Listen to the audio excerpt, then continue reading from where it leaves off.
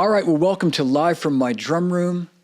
My guest today is legendary drummer, author, Grammy Award winner, and pillar of the drum community, John Bermuda Schwartz. John is best known for being Weird Al Yankovic's drummer since 1980. And today we'll do a deep dive into his rock-solid drumming with Weird Al and much more. Weird Al is currently on tour, on a 90-date tour of North America. And John has been kind enough to join me today on a day off, and I'm honored to have him here. So come along for the ride and welcome the great John Bermuda Schwartz.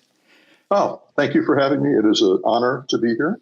Well, it's an honor to have you, my friend. It's great to see you. Lots of our friends are watching today, not surprisingly. You're a popular man, a beloved man. Yeah.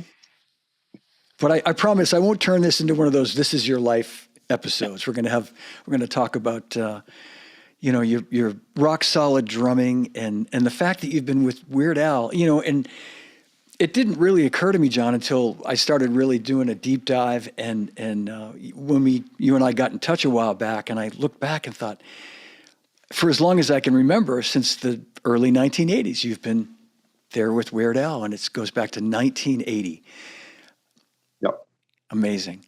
I know you've probably told the story 10 million times, but maybe you could just give us a quick, it's a famous story how you came to play with him, and I'd love it if you could share it here. Well, there's a story before the story. There's a couple of stories, but I'll give you the quick one. Back in the day, high school and college kids, listen to Dr. Demento and all that. I did, all my friends Sure. did. And one day, Dr. Demento held a contest for a song that was it was always the number one most requested song, and he just was sort of tired of it. And he says, I want all of you, who are so inclined to make your own version of this song. Pico and Sepulveda was the song, and send it in. And, the top three winners will get, the number one winner would get a 78 of the original recording. Anyway, I had some friends in school and band, and got them together. This was 1973. And we did a recording, we sent it in, and we came in second place, and which was pretty cool. Yeah. Out of over 100 entries. And he, because we did sort of an instrumental, we didn't do the vocals on it, he started to use it for the intro for his show because he could talk over it. So we were getting played at the beginning of every show, for a little while. That was pretty cool. We thought that was great. And then we sent him another recording in the beginning of 74, The Ballad of Woodsy Owl. And he played that. A little more time went by, we sent in another song, Mr. Ghost Goes to Town. And he played that. And anyway, so this is, that was 75, was the last time, middle of 75. And over the years, he began to cater more towards homemade music. And in 1980, I was invited to come down and see the show live here in LA. And so I went down there, and by this time, the show had catered to a lot more homemade music, including Weird Al had become big on the show. And so Demento invited me to come back and do an interview, and which I thought was great. Yeah. He says, you can talk about the early stuff you sent in, and then talk about whatever bands you're in, stuff like that. So it came back September 14th, 1980. And Al was there that night. He was there a lot of Sunday nights, answering phones, just being crazy. But he was there that night. Of course, I knew who he was, so met him that night. And he was debuting a song he had just written that weekend called Another One Rides the Bus for Queen's Another One Bites the Dust. And asked if I would beat on his accordion case. There weren't really instruments there. And, and the rest of the cast members there, squeaked horns and sang along and clapped and all that stuff. And Demento recorded it. And that became, well, not yet, but it was to become a single and open up some doors. And anyway, I told Al after we were done, I said, you should have a band and I'll be your drummer. He said, okay. So he was still in school. He went back up to school, called me a few weeks later. He says, the song we did went on to the syndicated show, and now it's being, it got played in almost 200 markets. And the morning zoo DJs, at the stations that played Demento would go back to the show and see if there was any funny stuff they could play in morning drive time. And they pulled Another One Rides the Bus. So now we're getting played morning drive in major markets to to a not Demento audience. And, all of a sudden things began to kind of take off. So we issued that as a single on our own. We issued it as another single on TK Records, which may have been the last thing they ever put out. And gradually began, and just did some other things, and gradually put a band together and got a record deal. And, it just kind of has been going for 45 years now. And Wow. no signs of slowing down. No signs of slowing down. And I should point out too, I mentioned in the intro, a 90-date tour. 90-date tour. And I mean, they're all sold out, right? Or pretty much. It's a sold out. We sold out last year. We sold out like every show last year. Yeah. Madison Square Garden and the Forum in LA and Pine Knob and Blossom and, big places. Yeah. This year it's a little slower. And I know it's a little slower for a lot of bands. And part of that is the backlash with, ticket resellers and how corporate has kind of taken over selling tickets. And it's become very expensive. A $125 ticket has become, $200 or more. Yeah, absolutely. And the fans are not responding as well. We've done 2 shows so far. One was sold out and the other was about 80% sold, which is okay. That's great. Yeah. Because we're playing bigger places. So we play a 10,000 seat arena and we sell 8,000 seats. That's okay. That's okay. Yeah. You're playing this in July. You're playing the TD Garden in Boston, which is it's a basketball arena. It's a big place. Oh, well, cool. Yeah, that's great. Well, congratulations, man. We've known each other a long time, and I think so much of you. I wish we got to work together in the business side of it when I was working in the business. Our companies didn't really align in that way, but I know my wife, Kelly, thinks the world of you. And I'm going to jump back. I was trying to remember, I have a memory of just sort of knowing you for a long time. And I don't know when the first time was we met. Maybe you do, but I remember you coming to the Zildjian booth, which is the company that I used to work for. And you're not a Zildjian guy, but I could be imagining this, John. I feel like you came over and I looked up, I was talking to somebody, I looked up and I saw you and I looked, did the look at the badge to make sure I was looking at who I thought I was. And you just came over to say hello. I think you came over because you knew I was at that time dating Kelly, who was Vic Firth's daughter. And you said, I just wanted to say hello. I'm a friend of Kelly's or something. And it was just this friendly, you were just this friendly, nice guy who I then later got to know. And I'd go over to the Ludwig booth and I'd see to visit Jim Catalano and Todd Trent and all the guys, the old gang at Ludwig. And you'd be there signing autographs. And we'd commiserate about the NAMM show and about the business. And anyway, I just want to say it's a pleasure. Well, it's a pleasure. And, and relationships really transcend the companies. Yeah. It's not, it's not about the company affiliate because people move around. Right. And if you're aligned with a company so heavily and you're aligned with that person, and then they go to another company, what are you supposed to do? Right. Well, the answer is you stay with the product you like. And that's the right thing to do. That's always the right thing to do.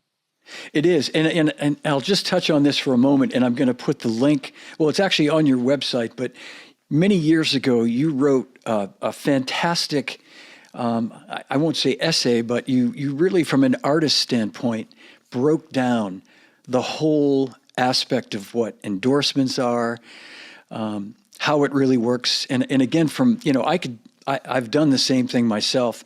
I don't know if people watching this know, I used to do a little artist relations myself back in the old days, but what was so great about it, what is so great about it is you tell this story from an artist's point of view, which is so important. And I think that really resonates, hopefully, with some of the youngsters coming up, and I'll make sure that's in the show notes of this for people to read. Okay. Yeah. That sort of came, I first published that online in 97. Wow. And in the drummer world, yes. I'm sorry, in Rec.Music Makers Percussion Forum. And I did that in response to somebody who had mentioned something about, this guy destroys drum set every night. And, whoever it is just gives him new drums every night. And And they obviously, and there's a lot of misunderstandings about what endorsements are and aren't. And unfortunately, none of the companies really had anything online to explain that at the time. And so I put that out, in that forum. And some of the other companies, several companies actually said, can we adopt this as, we'll credit you, but can we use this for a FAQ for the, people who are curious about endorsements, because we hadn't really thought about putting it out there, but obviously it needs to be out there. So that's where that came from. And I think Sabian still uses it, actually, which is funny because I was not, no, you know what? I was a Sabian guy at the time, but that's not why they did that. They thought, well, this is nicely put out. And I have to thank Todd Trent from Ludwig for the great line. The basic premise of being able to get an endorsement is your level of exposure and influence. And that was at a time before there were online influencers, for example. But if you have influence and people know who you are, you can help sell product for the company. And it's really that simple. And maybe this would be for a future episode, having you on just to talk about all this stuff from an artist standpoint, because you're so right. And I used to preach that till the cows came home and I was blue in the face and whatever other cliche you can think of. But, it's, and Todd and I may be a little ahead of Todd, I was in the business a little before him, but we're from the same school. Absolutely. And, the days of, I would be at the NAMM show explaining to somebody that it's your level of influence is really, and as you say, there are many aspects to it, but at the end of the day, I look back to the 1980s and you being on MTV when MTV was, the biggest thing in the world. And you guys were, in heavy rotation with your videos and not just MTV, but just TV shows and that's influence, that's exposure, and that counts for a lot. So, yeah, we were lucky. We came up at the right time when MTV was still playing videos. They were still hungry for videos, and they liked Al's videos, and they helped sell a lot of records. They were. I mean, hands down, at that time, they were the best videos. They were. I keep thinking about the Michael Jackson parody for Bad, Fat. Yep. And Eat It, and all those, they were just so many classics. I Lost on Jeopardy, right? Wasn't that? Anyway, I could. There's a bunch. There's 14 albums worth. Oh man. Well, I know I sort of skipped ahead a little bit. I skipped ahead, and I know, you have a background where you studied drums, and before you started working with Weird Al in 1980, 81, you were already a pro drummer. You were already working. You grew up. You didn't grow up in Chicago though. You were born in Chicago, but born in Chicago, grew up a little bit in Phoenix. Learned to play drums while I was in Phoenix. And then in 1968, we moved to LA. And actually right around that time, I sort of decided, that I wanted to be a professional drummer, not really knowing what that meant, but I thought, it'd be really cool to make money playing drums. Yeah. And, so I was in school bands, I was in marching bands, I had some other bands that I was involved in. Some of the people that recorded these songs that we sent to Demento, were some of my bandmates. And a few of them went on to do very well. There's a flute player at the time named Jeff Rona, and he wound up doing a bunch of TV score things. And he was also on the committee at Roland that invented MIDI. Back in wow. Something like that. Yeah. So he did very well. He's pretty well known in the industry. Anyway, Richard Elliott, sax player, played on Pico and Sepulveda, played on that first recording. And these were all guys that were in my school band. I didn't know any bass players or guitar players or anything like that, really. It was a school band. So those were the guys I employed. They were horn players. And anyway, that sort of led to me doing some other gigs. By the time I was 21, I was working full time as a drummer. I played 6 nights a week at the Holiday Inn in Glendale, California, and somehow, and didn't get paid much, although back in 1977, 78, you didn't need much. Apartments were $100, $100 and a quarter maybe. Gas was cheap. so that was the only thing I did. I had my days free. I had, owned my car. I had money in the bank somehow. That was pretty cool. That lasted about a year. And, but I continued playing in bands, and, it didn't really hit big, of course, until Al. And that took a couple of years to really get going. But, once that was in place, now again, you don't really know how long something like that's going to last. And I mean, we never could have imagined, 45 years later, that we would still be doing this at the level we are. I mean, at the biggest level that we'd ever done before. It's amazing. Yeah, it really is. And I think you made an excellent point too. I'm a couple of years younger than you, but I remember that there was a time when in the 70s, early 1980s, you could make a living playing clubs. You don't make the kind of living you make playing arenas, obviously, but you could, if you had a reasonable apartment, rent was reasonable, and you didn't drive a Bentley, you could do it. You could have have your days free to play and do other things and be a professional musician, which I correct me if I'm wrong now, John, but I don't really see that that's a possibility. At least where I am, there's not enough. Yeah, it's very difficult. You could work 5 days a week and really, I don't know. And especially in California, especially in LA. Yeah. It's very expensive. I mean, you can't, most musicians I know there have day jobs. I had a day job for many, many, many, many years, including concurrent with Al. It was, I'd been with Al 16 years before I finally quit my day job. Because I like having a paycheck every week. And at the time, the money wasn't quite as good as it became later. But there was a point, many years on, and I was able to leave that. And I don't resent having had a day job. I mean, that was okay because I was able to they let me come and go on tour with Al and let me come back. I mean, it's just like 6 times. Wow. And finally, it was just obvious. I had gotten married and it was just obvious that I didn't need to go back to the job. And my life had changed. They needed somebody there full time. And I understood that. And so we parted ways. They asked me, they said, well, what else do you want to do? And at the company. And I said, well, I'll let you know. And I just never called them back. Yeah. Well, but you know what? I mean, you left on good terms, I mean, that's important. And there's obviously a special chemistry with you and Al that the fact that, I mean, because you're the only member from 1981 that's still there. Correct me if I'm wrong, right? Well, the bass player, Steve J., and guitar player, Jim West, joined in early 82, and they are still there. They are still there. Okay. I don't know why. Okay. Yeah.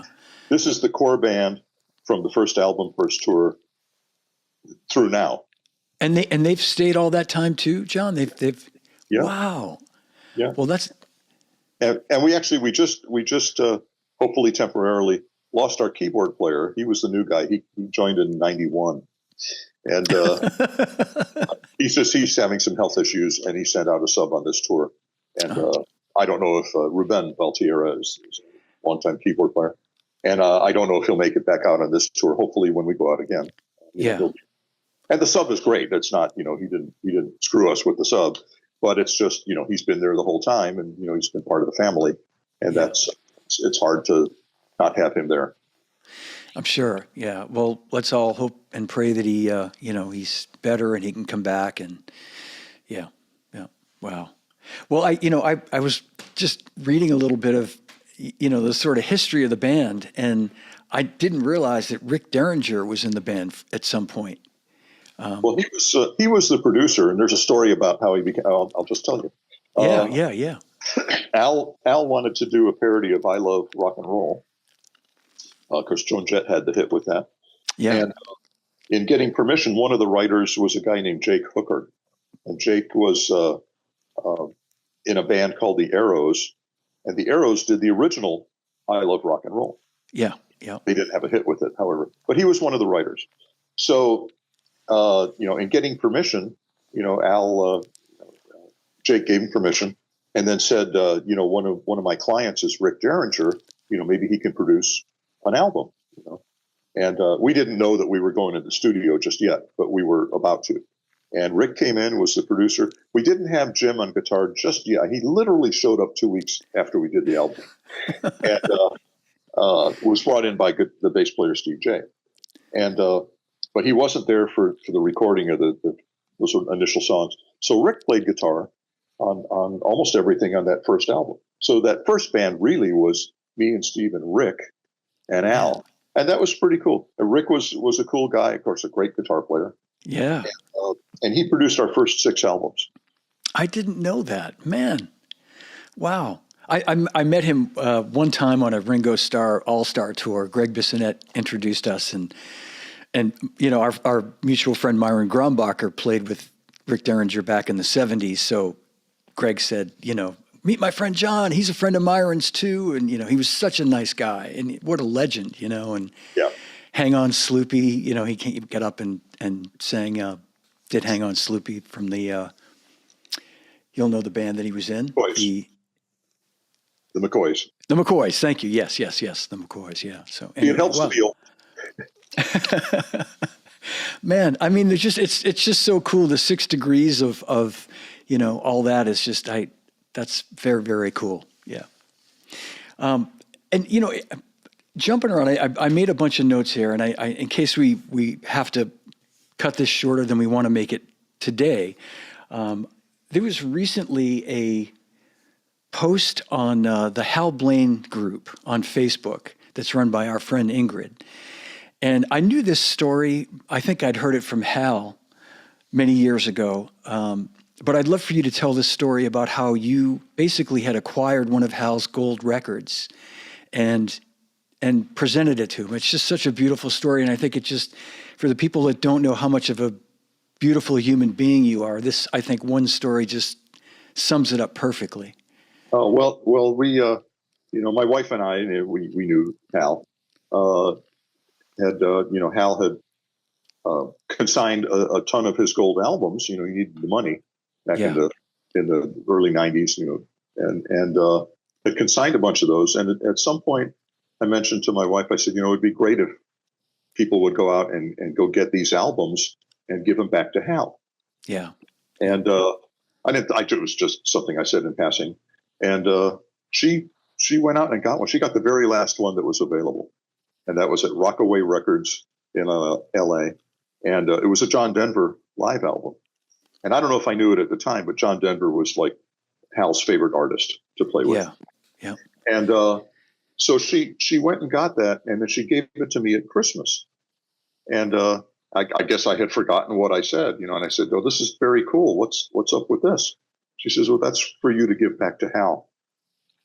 And I thought, "Oh, that's really nice. Thank you." And we waited a little while.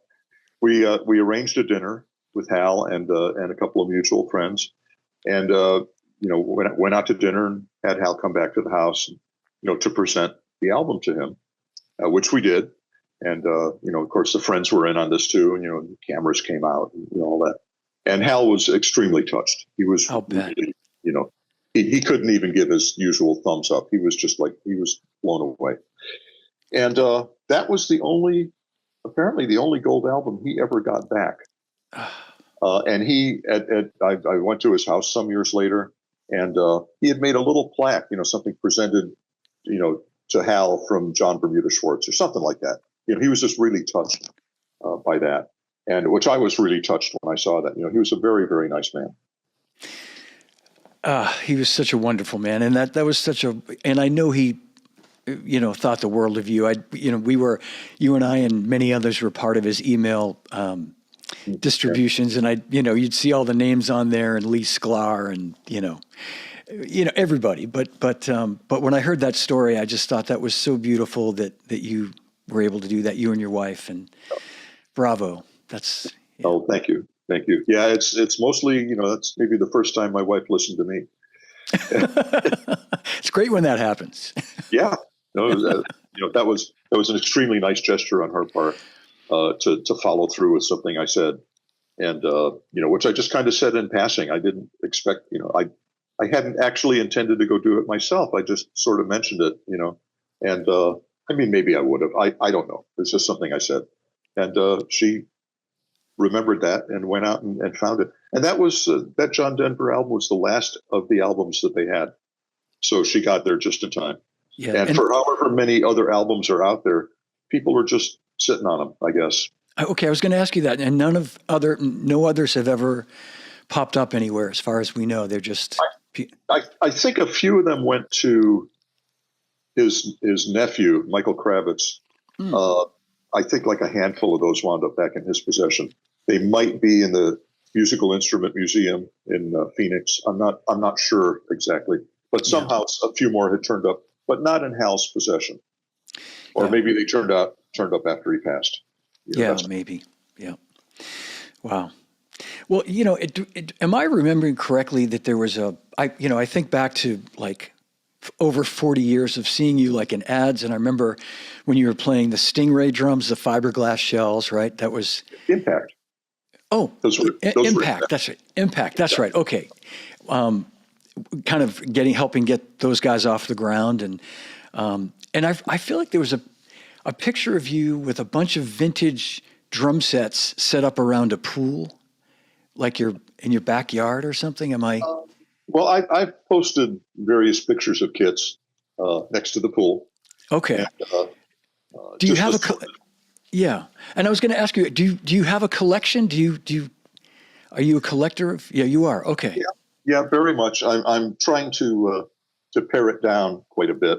I've got a lot of product, cymbals in particular. I got a lot of cymbals, I got up to about 1,044 cymbals, and I've sold in the last couple of years. I've sold about 150 maybe. And I still need to get that done. Now, they don't take up a lot of space, but, that mine does, but a cymbal takes up like 1/8 of an inch, when you nest them. It's not that big of a deal, but there's just so many of them. And frankly, I don't really use, I use very few of them. Yeah. And the reason I started buying cymbals and drums, snares, everything was because of all the different sounds that I needed to capture with Al.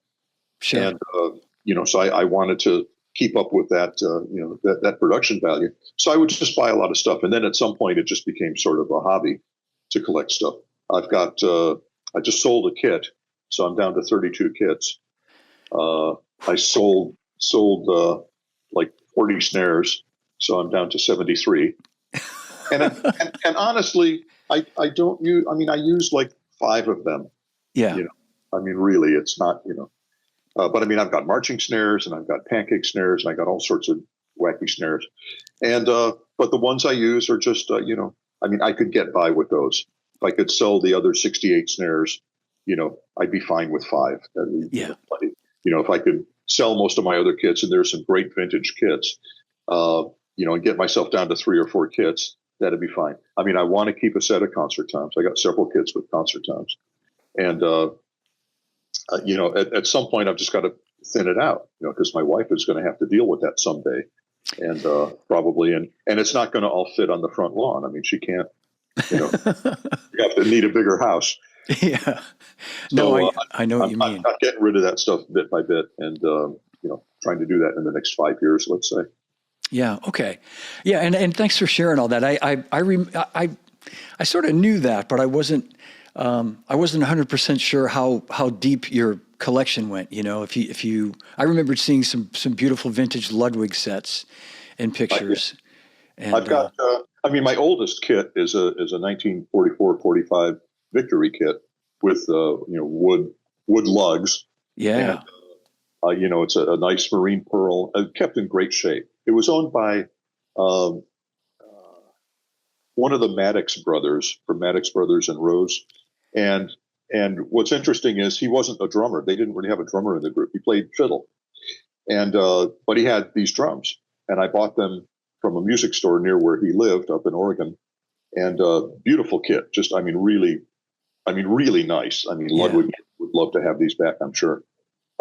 Next in line is like a 59 transition kit, Ludwig, and beautiful, and with the original play-on heads, their first plastic heads. Yeah. They're still on the kit, however many, 60 years, whatever later.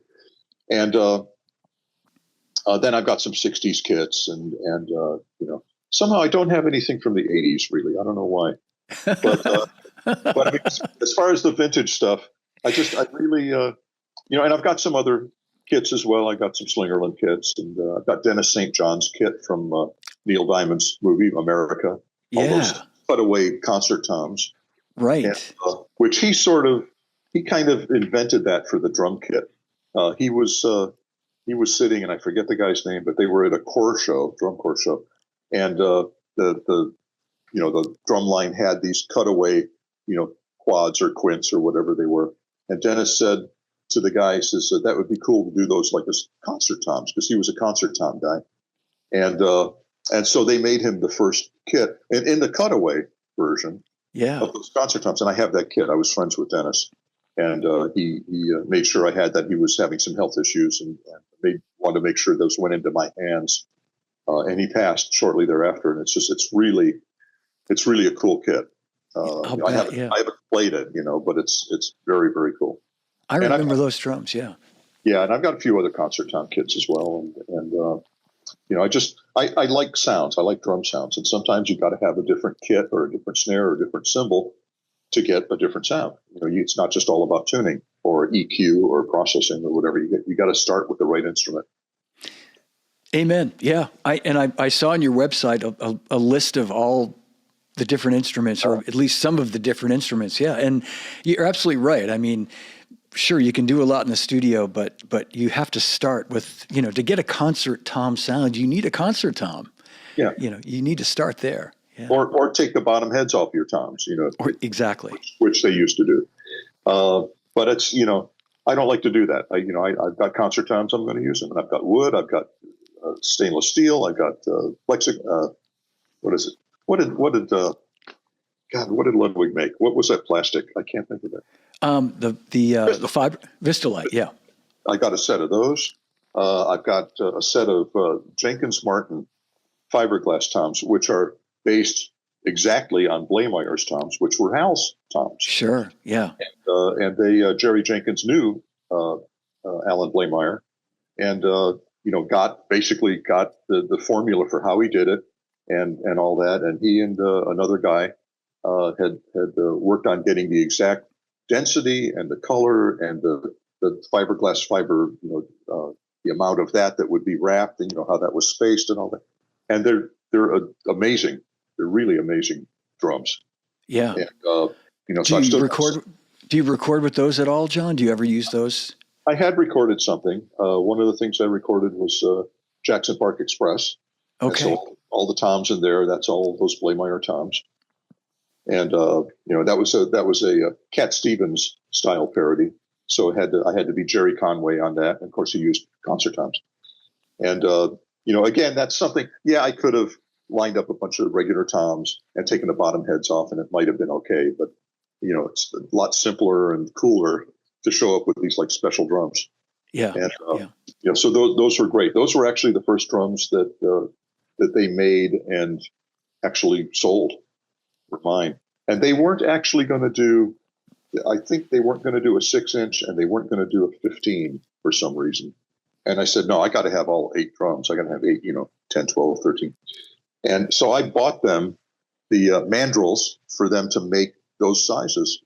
And they made me, that was the first kit. They put Ludwig hardware on it. I ordered a bunch of lugs from Ludwig. And that was the first commercial sale they had back in 2012, maybe, something like that. That's fascinating. Well, you did a perfect setup. I wanted to play some of Jackson Park Express, and what a great segue to hear some of these drums. It's a long song, so I may ask you to guide me through it. We'll start it. We'll listen to it, and feel free to add anything you'd like to add during the song while we play it. Okay. And when was this song recorded, John? Probably 2013 or 14. Okay, perfect. This is Jackson Park Express, Weird Al with John Bermuda Schwartz on drums.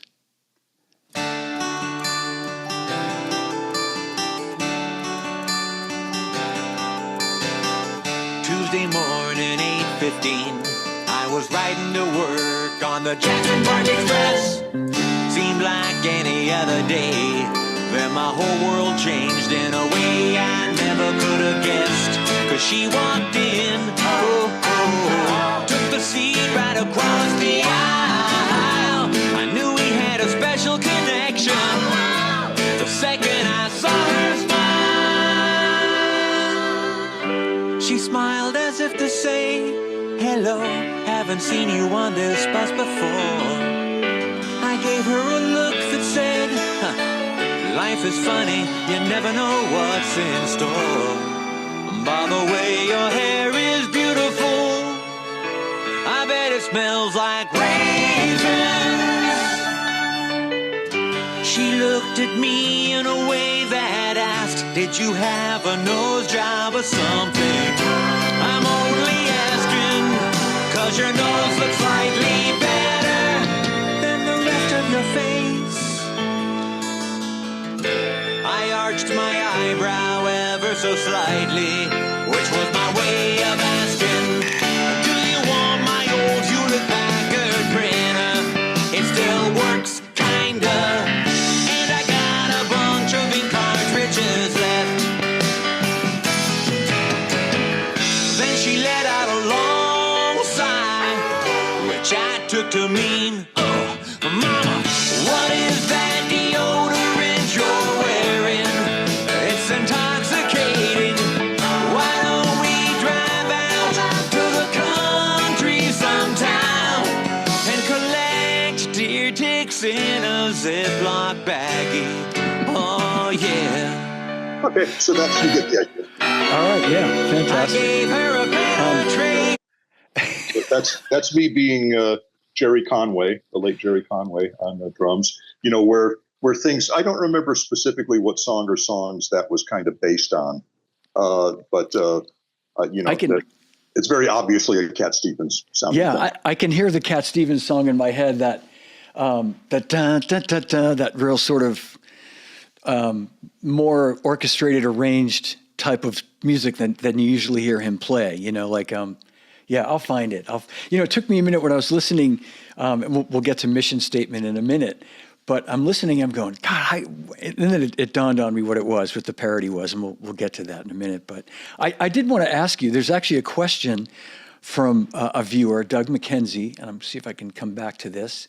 And he would just like to know what parody cover you found to be most challenging to replicate in terms of the drum part and sound. Well, as far as a drum part, probably Grapefruit Diet, which is a parody of Zoot Suit Riot by Cherry Papa Daddies. And that's funny because I grew up listening to Ringo and Gene Krupa at the same time. So I had very kind of big band chop, leanings, as well as pop, And so I sort of, I sort of could play it, but maybe I didn't rehearse it enough. It's not, that was a tough one. For me to get the exact feel. I mean, it's very much a feel thing. It sounds okay, but it's not, I'm not terribly proud of that one because it was a hard one. And then there's a lot of parodies we did that were parodies of sequenced and produced songs, a lot of samples and stuff. And that stuff, I mean, I started using machines back in 85. And, I'd heard that machines were going to take over, drummers. So I went and bought a machine. I figured I wanted to still do the parts. So, but then that turned into, a lot of specialized sounds and stuff like that. And I had to learn sound design, basically. I mean, I had to figure it out. And what that meant was listening to something and trying to not figure out what they did, but listen to the sample, listening to the snare, and, and thinking, well, I hear there's some snare drum in there, but there's kind of a clop, maybe. Maybe it's, combined with a rim. There's sort of a doubleized slap. Maybe there's a hand clap on it too, and I would build those samples and create, new samples, to do those particular songs. One song that was, this song took a long time to put together was Trapped in the Drive-Thru. And that was a parody of, was it R. Kelly did Trapped in the Closet? Something like that. And that was, that was all samples except for one part, a little bit into the song. And anyway, it just took a long time to get those samples exactly right. And there was one sound that was like a drop, a water drop hitting, boop. And I thought, well, I'll just record a bunch of me going, oh, that was pretty good. I got that on the first time. Yeah, you did. I actually have the 1 minute take of me doing that over and over and over until, so I finally got one. Anyway, and it sounded fine. Well, I believe it was actually a Microsoft sound in their computer. I probably should have looked in there for sound effects. But I did that. I made that sound from scratch. Just, other sounds on that. That took a long time to work on. Well, there was one part in that song where Trapped in the Drive-Thru, it's the guy and his girlfriend or wife or whatever, and they turn on the radio. Yeah. And Led Zeppelin, Black Dog comes on. Yeah. And that was us playing that. Okay. And I guess we did a good job because people said, oh, that was so cool of Led Zeppelin to let you use their song, let you use their sample. I said, that was me. I'm going to play that, John, because when I first heard it, just peripherally, I thought that was a sample or just so it was. But then when I listened closely, I'm like, no, that's the band. And this is how great this band is. I mean, you guys are monsters. Thanks. Yeah, it's no, that's a great answer. And kind of following on to that question that Doug asked in your answer, how does Al or how does the band get around the copyright part of it? Is it all licensed or is there like a share of the royalties that gets? Well, Al asks revenue? permission so that the royalties could be split appropriately. Yeah. Because, in a parody, the music belongs to the writer. Yeah. Again, not necessarily the artist in many cases, but belongs to the writer or writers. And then the new lyrics, the parody lyrics, belong to Al. So typically it's a 50-50 split. And I think even where, like on some of these, hip hop and rap songs, there's like 7 or 8 writers. Mm-hmm. I think somehow they split the 50% and Al gets the other 50% for it. But no, it's all a permission thing just because you need to negotiate the percentages. Yeah. And that happens in particular. We have these polka medleys where there's all these different songs. Al's not writing new lyrics to them. And, it's just the arrangement. And you can't give 100%, to 12 or 13 artists, in one song. You're going out of pocket on it. Yeah. So he has to negotiate the percentage that they appear in the song. Okay, well, you're in the song for 14 seconds and the song is 3 minutes and 12 seconds. So that's whatever percentage. And that's mm-hmm. what percentage of 100 we will give you. So that becomes basically one song, in the end. And so that's how those are handled. Well, there's a lot of songs involved. He has to negotiate to make sure it comes out as one song. Because on his end, it is one song, really. Yeah, right. And has there ever been a situation or a circumstance where he hasn't been given the rights to use the music to a particular song? Well, famously, Prince turned him down back in '85 or something else, I think, for When Doves Cry. And I don't remember what the parody was supposed to be because we didn't get that far with it. Yeah. What we did instead was we used it in a polka medley, or we did some Prince thing, which that was just a straight percentage, and we got the okay on that. Yeah. But he didn't want his song messed with. I don't know how many others were really turned down. There was one, and really there was only one instance where the singer wasn't really thrilled with the parody, and the problem was he didn't write the song, so he could. Al got permission from the writer, which is what you have to do, negotiate the percentage, and the singer just is the singer. That's it, But he and the song was a bit of a slam on that singer's song and on the singer a little bit, which Al doesn't really take pokes at people that much, but that was just one. And it was Achy Breaky Heart. Yeah. That's great.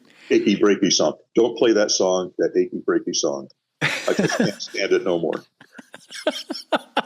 Now, with the way I just sang that, I guarantee you're not going to have to pay a royalty on that. So. I have to go back into your catalog and re-listen. I've missed a lot. I mean, I remember in the '80s hearing these songs all the time, and then I've missed a lot, so I have to go back. But I wondered, and I, not to spend too much time harping on this, but I know the Eagles are famously you can't do anything. Like if I try to play an Eagles song on my show and I try to use a fair use, because this show is not monetized, so I'm not making money. So typically when I play a band's music, I can show it on YouTube and in my podcast, on my audio podcast. But I think every time I've ever tried to play an Eagles song, I just get the rejection from the YouTube police saying that the artist doesn't allow it to be used. So I just wondered that you've never tried to do an Eagles tune, I'm guessing, as a for instance. No, I'm sure with Al's popularity back in the day when he was selling records and the original writers would get a nice percentage. They pretty much agreed.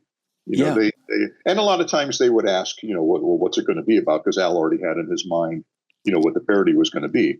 And I think, well, with the exception of Prince, I think that all of them were flattered and we're happy to make some extra money.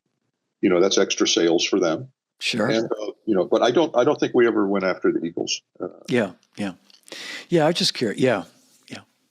Well, let's play some more music. You mentioned, you gave me some really great songs to play, and you just mentioned Trapped in the Drive-Thru, but I thought maybe I'd play Mission Statement, just at least a little bit of this. This is, and maybe you could, well, if people listen to the lyrics, I just think it's genius what the lyrics that Al has written for this song, because, coming from a corporate background, anybody who works for a company that has a mission statement will just relate to this and get the joke, I guess, so to speak.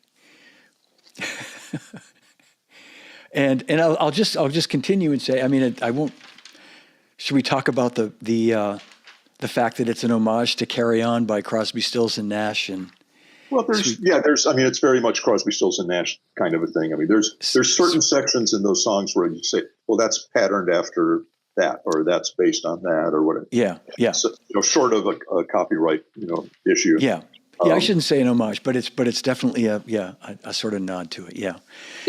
Yeah. Sweet Judy Blue Eyes, and I would just say your playing in this song, John, is just it's so perfect. It's so great. Oh, thanks. Well, that's from a time that I grew up playing drums, in the 70s, and and explored a lot of different types of music, and not knowing that I would ever be playing something like that. And we do that in concert. We're doing that on this tour. Oh, you are? Oh, that's great. And I wanted to make sure I mentioned that it's, it's easy to get caught up, sort of listening to the lyrics and the parody aspect of that. But in all these songs, the music, the musicianship, you and the rest of the band is like at a high level. And you're absolutely welcome. And I'll say it again, your drumming in this song is just, and I think you talked about this earlier too, your choice of your sound, the tom sound that you go for in this. I mean, it's perfect. Yeah. Oh, thank you. Yeah. Hats off to you and to the guys at Ludwig. So here comes Mission Statement.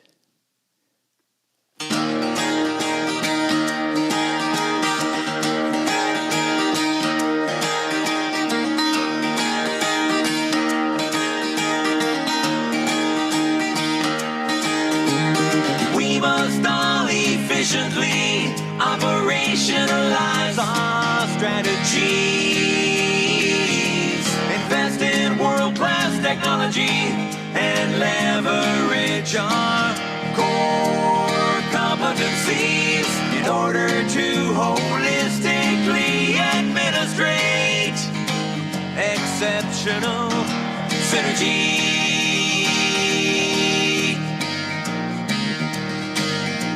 We'll set a brand trajectory using management's philosophy. Advance our market share vis-a-vis our proven methodology. With strong commitment to quality, effectively enhancing corporate synergy.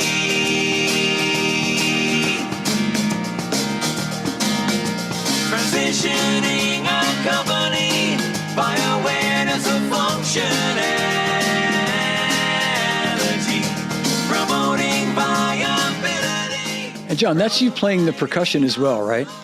Yeah, it's pretty white, but you know that's.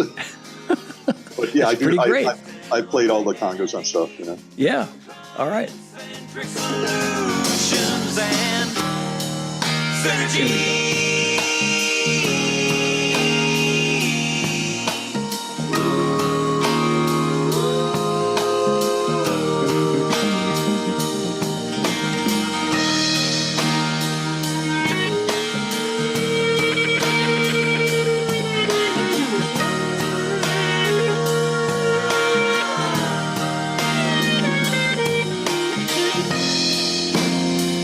At the end of the day, we must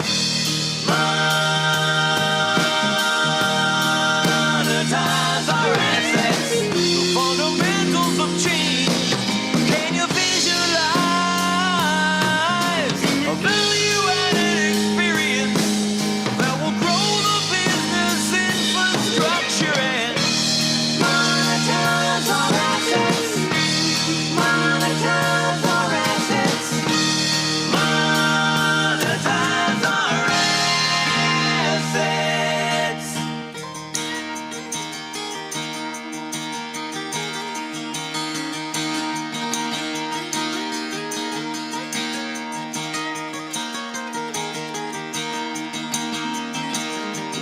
Bringing to the table our capitalized reputation, proactively overseeing day-to-day operations, services and deliverables with cross-platform innovation.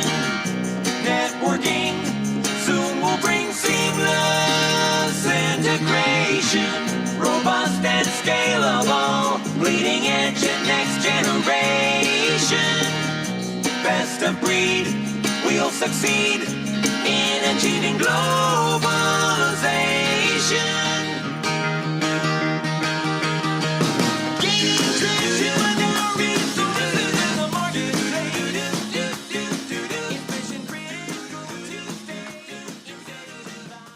It's funny. I that- haven't really listened to the song because we've just been playing it so much. You know, played every night on these tours, and I hadn't really gone back and listened to that song. It's a great song. Yeah, it's when Al puts these things together, I mean, it's just they're really good. I mean, he really is good. Yeah. At what he does. He really is. I mean, he's a genius. I mean, he really is. What to the arrangement? I mean, I'm assuming he does all the arrangements, right? These are all his. Yeah. I mean, and when there's horn parts on stuff, he arranges all of that. yeah. He calls in the top studio guys to come and play on that stuff, like the polka medleys, for example. Yeah. Should we play some of those polka medleys right now? Yes. All right. Let's do that. Beautiful. And this is called Polka Mania. I do want to just take 10 seconds and ask you, first of all, how your battery is looking on your phone. Actually, I just checked it at 20%, which I'm Beautiful. surprised. So we're good for another however long. Days. We could go all day and all night. That's great. I want to read a comment from our friend Jim Catalano, and anybody watching and listening, if you don't know who Jim Catalano is, he is a legend in the drum industry. He's an old friend of Bermuda and mine, and was the longtime marketing man at Ludwig Drums, retired now, joined the club. But this is a beautiful thing that Jim just wrote. He said, Bermuda is such a great team player. In all my Anaheim NAMM shows, Bermuda was on the setup crew to build the Ludwig display.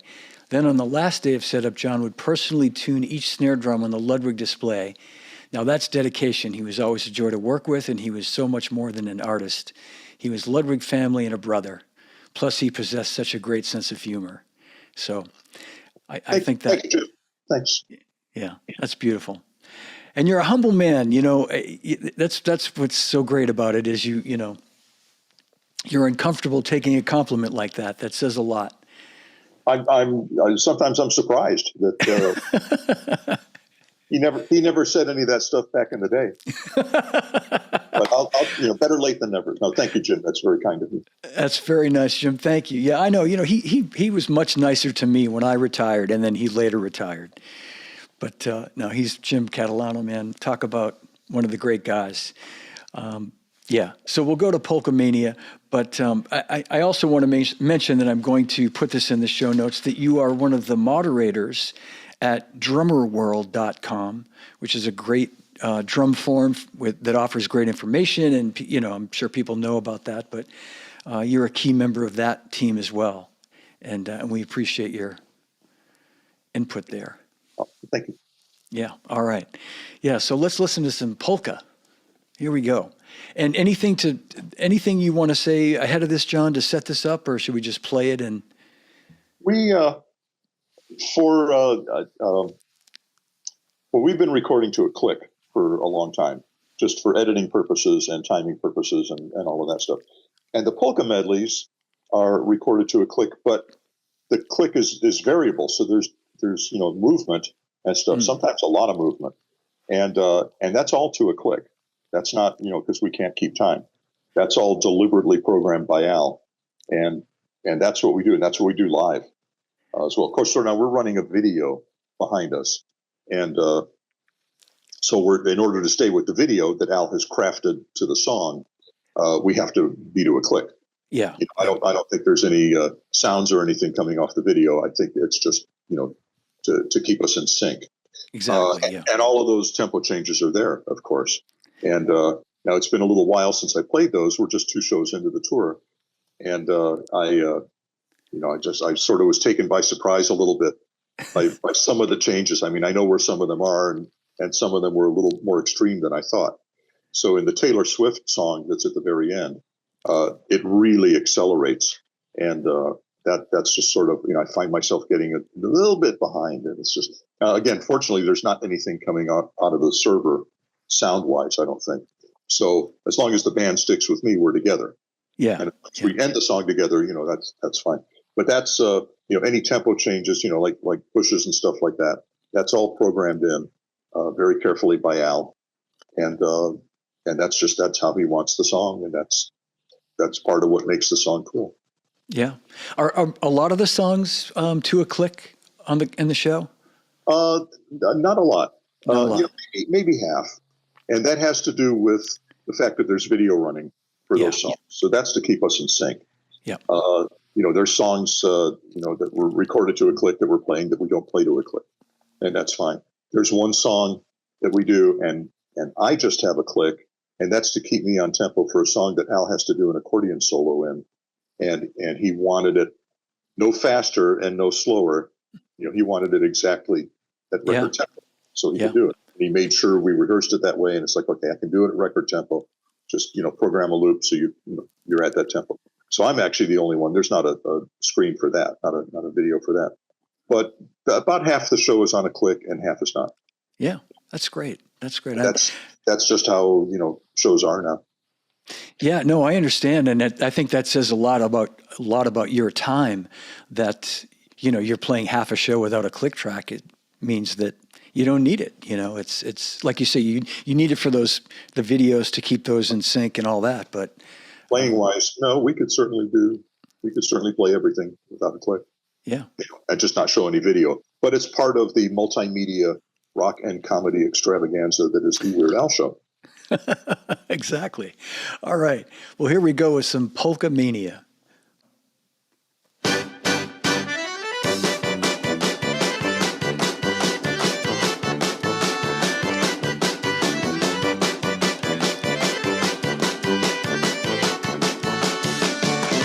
So you're a tough guy, like it really rough guy. Just can't get enough guy, just always so puff guy. I'm that bad type, make your mama sad type, make your girlfriend mad type, might seduce your dad type. I'm the bad guy.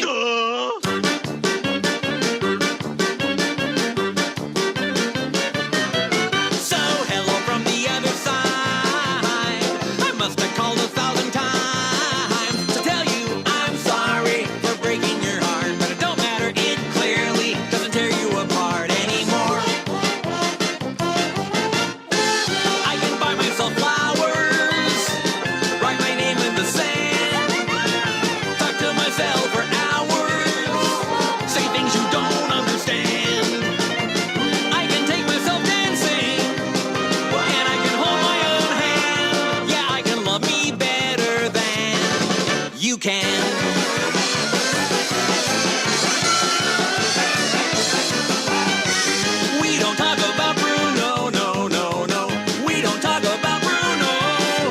to think I was smart, but you made me look so naive. The way you sold me for parts, you sunk your teeth into me. Oh, bloodsucker, dream crusher, bleeding me dry like a gosh darn vampire.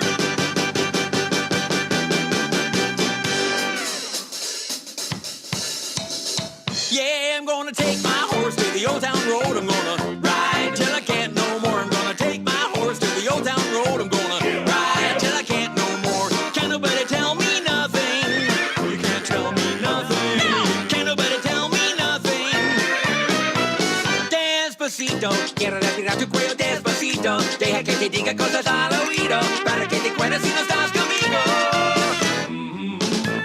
I'm in love with the shape of you. We push and pull like a magnet do. Every day discovering something brand new. I'm in love with your body. Oh, I, oh, I, oh, I, oh, I. I'm in love with your body. Oh, I, oh, I, oh, I, oh, I. You're a old lady who. 'Cause Uptown Fun don't give it to ya. 'Cause Uptown Fun don't give it to ya. Saturday night and we in the spot. Don't believe me, just watch. I want you to park that Big Mac truck right in this little garage. Yeah, you're messing with some. Bring a bucket and a mop for this. Give me everything you got for this. I'm talking whap, whap, whap. That's some. Thank you. Next. Thank you. Next. Thank you. Next. I'm so super grateful for my ex. Thank you. Next. Thank you. Next. Thank you. Next. Super duper grateful for my ex. I say yeah, too late. Got nothing in my brain. That's what people say. That's what people say. 'Cause the player's gonna play, and the hater's gonna hate. Baby, I'm just gonna shake, shake, shake, shake, shake. Shake it off, shake it off. Heartbreaker's gonna break, and the faker's gonna fake. Baby, I'm just gonna shake, shake, shake, shake, shake. Shake it off, shake it off. That's right, I'm gonna shake it. Gonna shake it off. One day, shake it off. Shake, shake, shake it off. Hey!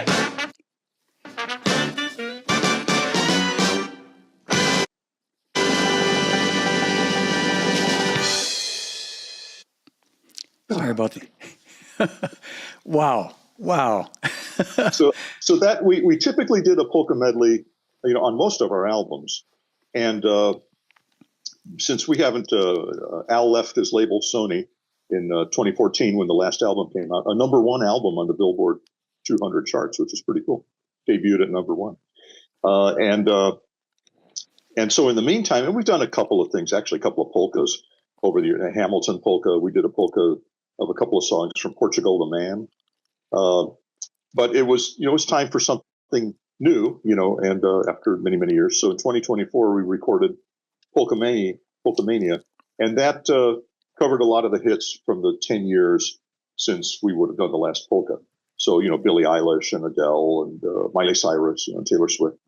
And so that's a fun one to play. You know what? The polka medleys are always fun to play because they're just such happy, up, Yeah. a lot of fun. That's great. And obviously, Al, did he grow up playing as an accordion player? Did he play a lot of polkas as a kid? No, he kind of he went the opposite way. He wanted to play rock songs. So when he got his accordion, he started to learn to play rock songs. I think the first thing he learned to play maybe was Classical Gas by Mason Williams. So that's around 68 or something like that. And he took lessons, but he wanted to play popular music, not polkas. Although his sort of accordion hero is Myron Florin from the Lawrence Welk Show. So that's he was well aware. He didn't completely shun it, but he just wanted to play popular music, wanted to play rock music, and that's great. He got to, and we got to play it with him. And what's great about that song too is the fact that it's a medley and all the different sounds you were talking about before. You can hear different snare sounds in there, and for the different artists that you're covering, and they did something at the beginning of the Taylor Swift, on the beginning of Shake It Off, and I haven't checked it, but I mean that's they may have created a new, intro for that or something or they may have taken it from her record. I don't know or they may have just affected, my parts. I never asked. Ah, okay. I got paid, so it's okay. That's great. Yeah. Yeah. You're a happy man. Well, let's keep playing some music. And you referenced Trapped in the Drive-Thru earlier. And, you mentioned the Led Zeppelin, the Black Dog part, and I've noted that's about 3 minutes in. So let's listen to this from the beginning. And, it's kind of, I'm not sure where it is. And it can be a very tedious song if you're not a fan. Okay. But it's and I got to tell you a quick story about the Led Zeppelin thing. Yeah, please. But we Al originally wanted to do Black Dog, and as a recognizable instrumental to come on the radio, and something that we would record. And so he reached out to probably Robert Plant on that, and or Jimmy Page or something, and didn't hear back. So he thought, well, there's AC/DC, Back in Black. We'll ask them. They turned him down on that. Or it may have been a case of they didn't want to just get paid the percentage of the royalty that the 11 or 12 second thing appeared in this 9-minute song. It's just not enough. And Al thought, well, we can always go back and we'll just do My Bologna. We'll just do the My Sharona. We'll do the intro to that. And, that's not going to be a problem. So we actually recorded that. I have a really nice recording of us, playing the first, 20 seconds of My Sharona. And in the meantime, the Led Zeppelin guys got back to him and said, yeah, you can go ahead and do the song. So we had to come back and re-record that section of the song. Oh. I mean, just, we just, they inserted it, and which is pretty cool. I mean, that's actually what Al wanted to do in the first place. So go ahead. I'm sorry. Continue. That's how that came about. Yeah. Thanks, John. Well, so of what we hear, and we'll hear it in just a minute, did you play more of it and then they just took that section of it? Like, did you give yourselves, but I mean, or you just that one part? I mean, that's the only part you really wanted to put in the song. So I guess you wouldn't have recorded more than that. Yeah. No, we knew exactly where we had to start and stop. And I mean, maybe there's a couple of seconds, but no, we didn't attempt to play a whole section of the song. Yeah. Just we played. Al wanted that section, and so that's what we recorded. And it's perfect where that one section and where you put it and all that stuff. It's just so great.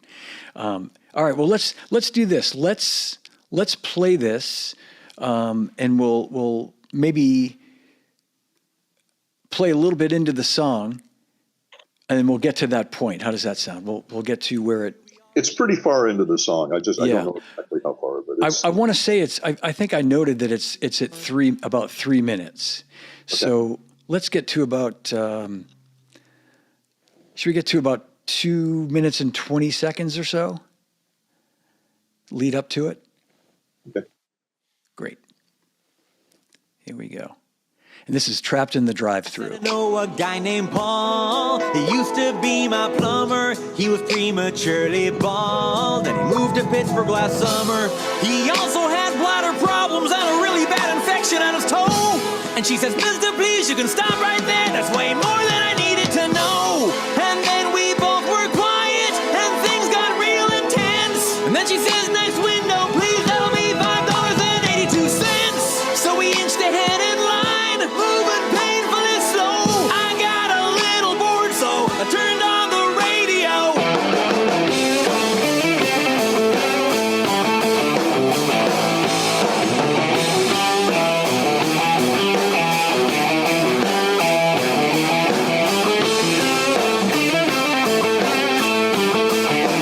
Click. Turned it off because my wife was getting ahead. It's such a tease, too, because it's so great, man. You guys are killing it. Oh, thanks. That sounded pretty good. It sounds. I don't really listen to these songs that much anymore. I mean, I'm, if we're rehearsing one for the tour or something like that, but that's not. I don't remember if we've ever done that one live. Yeah. I don't think we really could. With all the samples involved and stuff like that. And plus, it takes up a lot of real estate, in the show. Yeah, absolutely. Well, just for fun and because I'm such a Led Zeppelin fan, I'm going to play it one more time. Just that one section. Here we go. Radio.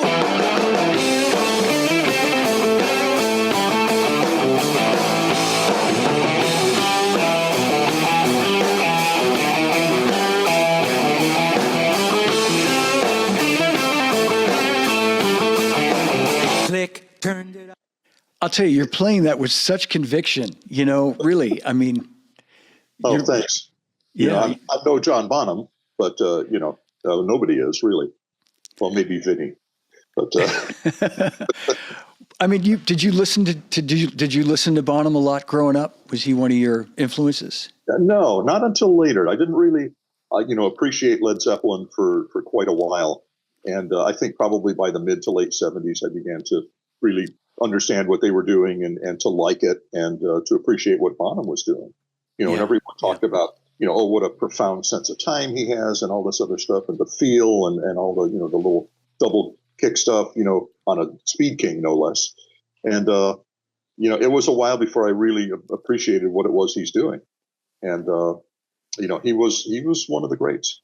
Absolutely. Really, yeah. I when I first heard him, probably the early 70s, I started playing drums in 72, and my sister's older than me, and she had all the records. I remember hearing Led Zeppelin 1, and I knew that I loved it, but all I knew was that I just loved the sound of the drums and just the music. And it wasn't until I matured as a drummer that I really got what he was doing. I mean, I loved him for just maybe the same reasons I loved Ringo. I didn't fully understand what Ringo was doing, but I just loved how he looked. I loved how he sounded. I loved what he played. And then when I started to really analyze what he was doing, like you said, his feel, to try to, when you get older and when you take it more seriously and you start to realize that there's more to playing a drum part than just the eighth notes and the hi-hat and the bass and the snare drum. And the feel is such an important part of it. And that's when I really start to appreciate guys like John Bonham and Ringo and Charlie and Steve Gadd and Jeff and all these guys, Well, it's so much feel. I mean, it's really about, and you look at Ringo, and Ringo's a great musician, and he's a really, really good drummer. And you can play the parts that he played, but it never sounds like Ringo. Yeah. It's just, there's just little inflections and pushes and pulls that make him Ringo, and you're never going to sound and feel exactly like him. Exactly. Yeah, exactly. Try as we may. Yeah. Well, there's one more song I'd like to play, and we can start to wind things down here before we lose your battery on your phone. And thanks for being here today too, by the way, John. I appreciate it. I know it's a day off for you. Well, it's my pleasure. This is great. And this next song that I'm going to play is called Velvet Elvis. And I'll just share with everybody, there's lots of great Police tribute, in here, some things that you're playing and the way the song's crafted. And maybe you could set this up a bit for us as well. Well, this is, Al, early on, our albums were always half originals and mostly in the style of certain bands that Al liked, or that were popular. And then the other half was parodies, so it was like 6 originals and 6 parodies, or 5 parodies and a polka medley, which was on most of the albums. And so this is an obvious Police style parody. And this was a fun one. I mean, they're all fun. But this was a fun one. And there's one part towards the end where it goes into this happy little, thing with ice bell things. And, the vocal is very cheery. And then it goes back into this dark synchronicity to, driving, powerful thing. And I particularly like the little double kick things I do, which, stole from Stewart. And I'm just really proud of my work on this one. I mean, I'm proud of my work on most of the songs, but this was one that just came out, and it's like, this was a fun one, and was very timely because, of course, the Police were happening at the time. Yeah, and that's it. But it's again, this is just me trying to fill Stewart's shoes. As I try to do with so many drummers, John Densmore. It's just there's a lot of guys that I need to get into their heads when we're doing a style parody of their band, and and it's not hard, but again, it's hard to feel like them. I mean, I can play the parts, but it's not always. I don't always have that feel, and it's just it's such a subtle thing, and a lot of guys would listen, and or non-musicians would listen and say, "Oh, that sounds great," But other musicians would listen and say, you played the parts, but you don't. It doesn't feel like that guy. And I think you got it in spades on this one, really, truly. And I wanted to ask you about that. So do you, just like preparing for a song like this, like you said, you can play the parts, but it's like you got in his head. You really did. You got in his head, and you felt those little weird Stuart Copeland things that he does, and yeah. Well, we study those, we rehearse them. Al gives us a list of songs that we should sort of base our concept on, without stealing, melodically, without stealing parts. And and I try and play the part as if that drummer had come in to play on Al's version of his group's songs. And which is kind of what I did. I try not to do too many exact things, but sometimes a drummer there's a signature fill or a signature beat, and you got to do that in order to convey the feel of the style parody. So I do have to get in their heads, and that's so I listen to the songs that Al gives us, which is what he's based his writing on.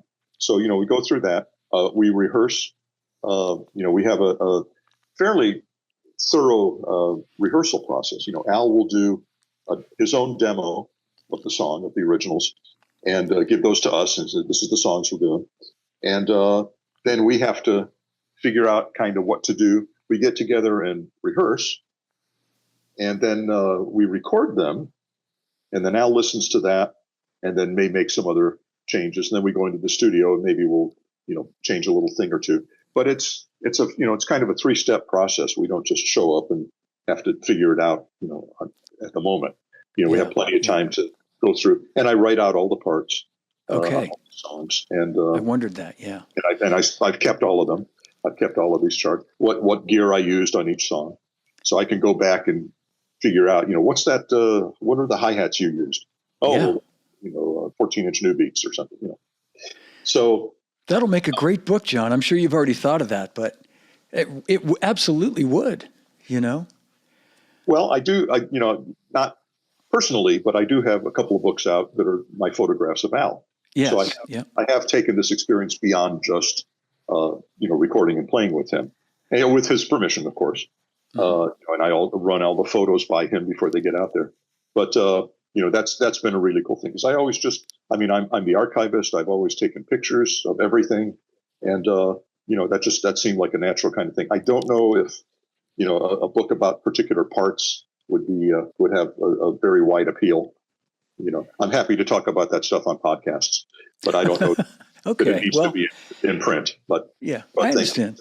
You never know. Hudson Music might someday come calling and say, this would make a great book. Who knows? Well, I could certainly fill a book with material. Yeah. And I know one of the books you're talking about, I meant to mention that, and I'm glad you did. The book, a coffee table book, Black and White and Weird All Over. And is there another book besides that one too? I put out a book in 2022 also called Lights, Camera, Accordion. Okay. Yes. Okay. And I have to admit that neither the publisher or I came up with either of those titles. A friend of mine, who I had to talk to regarding some of the photos in that first book, Black and White and Weird All Over. And I had to ask him some questions about some photos that he was sort of involved with, and I couldn't remember the details. And so he tried to give me that. He says, by the way, if you need a title for your book, how about Black and White and Weird All Over? Because he knew it was going to be black and white photos. I said, I'll let you know. So I sort of had a title in mind. Anyway, long story short, when we went with his title, which turned out to be great. And when it came time for the second book, I went straight to him, and I said, I need a title for this book. It's 25 years worth of color photos. And, so he sent me, like within 40 minutes, had sent me a list of like 50 titles. And a lot of them had to do with wherever there was the word in a phrase, world was in a phrase, he would turn that into weird, but he had some other ones that didn't follow that formula. And one of them was Lights, Camera, Accordion, which was, it's great, lights, camera, perfect. Action, right? Yeah. So that was perfect. So, shout out to Mark Jonathan Davis for giving me the titles for this book. So I have 2 books out so far. I've thought about maybe doing a book of all of the archive stuff that I have, all the memorabilia stuff, because I'm a hoarder on that kind of stuff, and I had been even before Al. So it was just a natural transition to collect Al stuff, whenever I got it. And I was thinking that would make sort of an interesting book. I mean, that's more of a fan-centric book, although I guess the photo book of Al is very fan-centric. That's not a very mainstream appeal, although both books have been selling very well. So I'm very happy about that. And Black and White and Weird All Over is being reissued in a 2026 edition with some extra photos and a couple of typos and a little bit more information that I didn't have at the time. And that's we haven't got them on tour yet, but those are supposed to be out shortly. And Al was very kind to let me sell all those books as merch. And of course, he gets his cut too. But sold a lot of books. Yeah, that's great, man. Yeah, it's great. And Amazon and Barnes and Noble and everyone carry it too, of course. Great. And I'll mention all this in the show notes, and of course, a link to your website and all that too. So yeah, well, let's play Velvet Elvis, and it opens with a "Don't Stand So Close to Me" kind of vibe, right? And then it just you're playing. I think this is the perfect song to sort of end the show with, because it really. I'm glad you feel the same way too, John. It really is a great example of your fine drumming. Thanks. Really. And it's a great song. I mean, if you like Elvis, or if you don't like him, yeah, it's a very good song. Yeah, exactly. All right, here it comes, Velvet Elvis.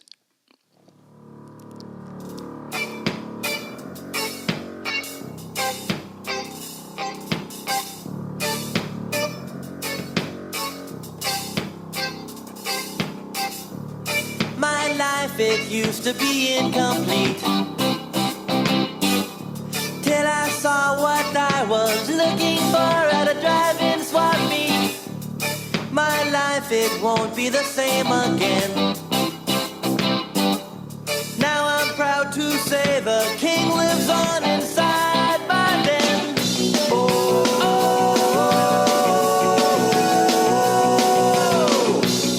It's all I live for. It's all I need. My velvet Elvis. My velvet Elvis. My velvet Elvis means the world to me. Yo, yo, yo.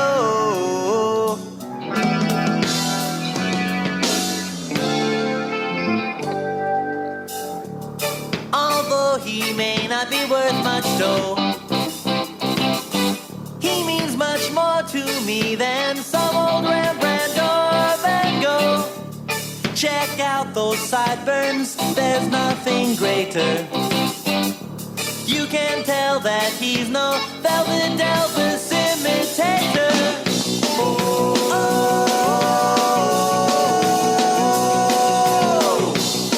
It's all I live for. It's all I need. My velvet Elvis. My velvet Elvis. My velvet Elvis. Oh, now can't you see? My velvet Elvis. My velvet Elvis. My velvet Elvis means the world to me. Whoa.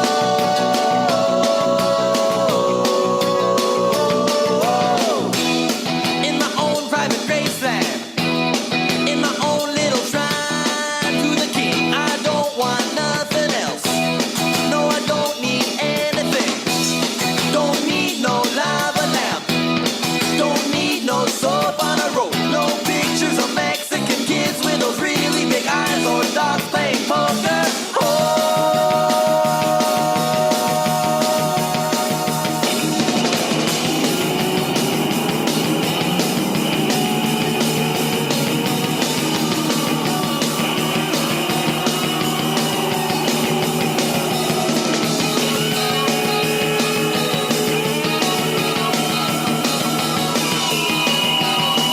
It's perfect. When I'm at home watching my TV, I know the king is always looking down on me. He looks so handsome. lonesome he stands so tall. So glad he's big enough to cover up that hole in the wall. Velvet Elvis, he's so fuzzy. Velvet Elvis, he's so great. Velvet Elvis never ages. Velvet Elvis never puts on weight. Velvet Elvis, look at those rhinestones. Velvet Elvis, he's just so fine. Velvet Elvis, you can look but don't touch now. Velvet Elvis, 'cause he's mine, all mine.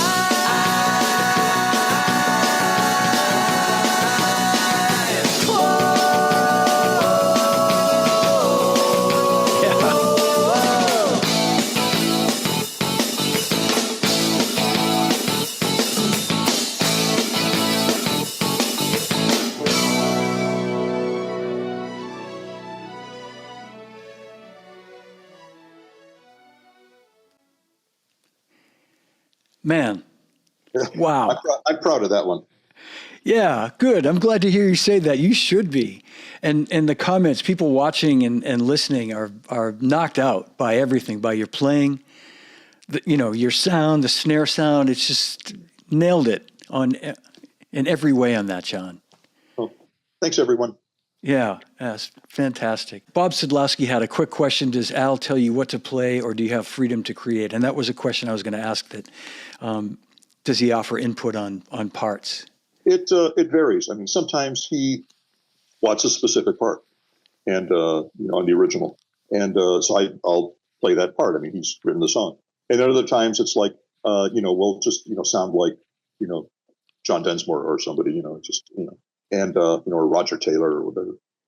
So it's probably about 1/3 of the time he may have a specific thing he wants me to do, in terms of a fill, or he may just say, I want it to sound like a loop of this part from this song, and it's just just play that, which is I don't mind doing that, and I don't mind creating parts from scratch.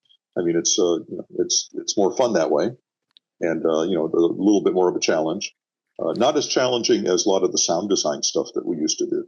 I mean, every song on that last album, Mandatory Fun in 2014, every parody was all sequenced and programmed. It was all done by me and the bass player, or me and the guitar player. Wow. And we handled all of the parts on those 5 parodies on that album. And so I'm very, very thankful to Al that he sort of groomed me into having to do this. And he never told me to do it. He never said, you're going to have to learn how to do this, or we're going to get, a real programmer in. I just knew that if I wanted to be represented on the album as creating the drum parts, I would have to do that. And I would have to learn that and, figure out how to compile different sounds to make a new sound, or maybe that snare is not really even a snare at all. Mm-hmm. And I just, and so listening is always, the most important thing. And I would just have to kind of figure out, what do I have to do? What elements, in that sound, do I have in my arsenal, or can I create and put together and make that snare sound, make that kick sound, make that percussion, that particular clap sound or whatever. And that's been a challenge. And I'm really proud of the work I've done. And we all got much, much, much, much better at creating sounds, and the production value. So, to go back to the second album, where we really was the first time we were really trying to make the parodies sound more like the originals, that we were more like the songs we were parodying. And we did okay. It wasn't as exact as it became, after 9 or 10 or 11 albums. We just got really, really good at copying sounds. And so I'm really proud of the sounds I got on that last couple of albums. That's great. That's great. Well, man, we're all proud of you too. And really, you are a really, really special and important part of the drum community for all this and all the things we've talked about today. So thank you for all you do, John. Well, thank you very much. Well, thank you so much for being here today with me, John. It's been a pleasure. I'm just thinking back when, I don't know how many months ago, I was doing one of these shows and you and John Aldridge were watching and heckling. He was heckling me more. You never really heckled me, but John with his comments. So I'm glad I had him on a while back, and I'm glad to finally have you on the show with me. Thank you very much. This is a treat. Well, likewise, an honor and a pleasure. A big hand, everybody, for John Bermuda Schwartz on tour. Check out Weird Al if you can. He's going to be, I think, playing in every city in the U.S. And a bunch in Canada. And a bunch in Canada. That's right. Yeah. Yeah, this is great. Hang with me if you would for 1 second, John, and we'll end the stream. Say goodbye. Thanks, everybody, and we'll see you soon. All right, that's my show. If you enjoyed it, give it a like, leave me a comment, and please subscribe to my YouTube channel. You can also download the episodes on all podcast platforms. And please visit my website, livefrommydrumroom.com, for upcoming shows. And remember, no drummers are harmed on any show. And drummers, when in doubt, leave it out. Thanks for watching, thanks for listening, and I'll see you again real soon.